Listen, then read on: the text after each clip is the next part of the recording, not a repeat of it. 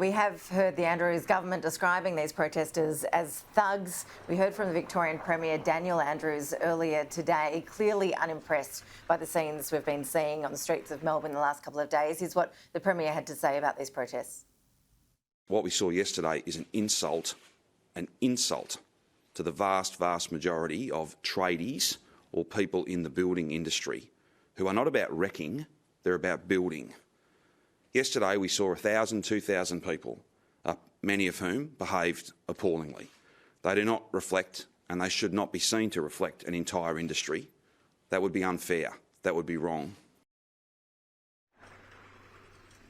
Julia, we have seen the CFMEU as well distance itself from these protesters. They were saying these aren't our people, these aren't our members. From watching this so closely over the last few days, Julia, what is your understanding of who these people are, what sort of groups they are representing? Is it mainly construction workers, or, as the unions are suggesting, are other groups infiltrating and passing off to be construction workers? Ash, I would say that it is really a solid mix of construction workers, of members of the CFMEU, and of more those extremist elements that, of course, the CFMEU and the government have really been trying to push that type of message.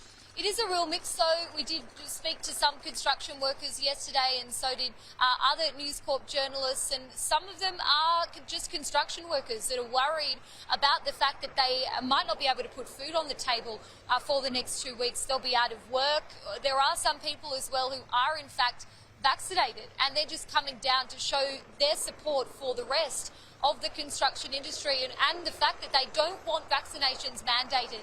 While some might be happy to take it, they don't want that as a rule that's being forced on the rest of the industry. But there is certainly, without a doubt, that more extremist element, people who are just coming for the sake of pushing that anti-vaccination, anti-lockdown stance. We've personally recognised a few people in the crowd over the past few days who we've seen at previous anti-lockdown protests, people who certainly aren't connected to the construction industry. So it is really a mix. I'd be careful to say that they are just all extremists and people who aren't quite fighting the cause of the construction workers. There are certainly a lot of people who are just concerned for their employment, but it is important to note as well, as we've heard from Victoria's Premier, that there may be a couple of hundred people here today, a couple of thousand yesterday, but the workforce comprises 300,000 people, so there'd also be a lot of people at home not wanting to take part in these protests, wanting to perhaps get the vaccination and adhere to COVID restrictions. We also earlier heard from Victoria's Police Commissioner Shane Patton. This is his message to those protesters thinking about turning out today.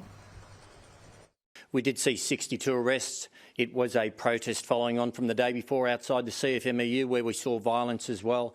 And we saw, of course, the protest on the weekend, on Saturday, a freedom rally. So we've had significant unrest in Melbourne over the last few days.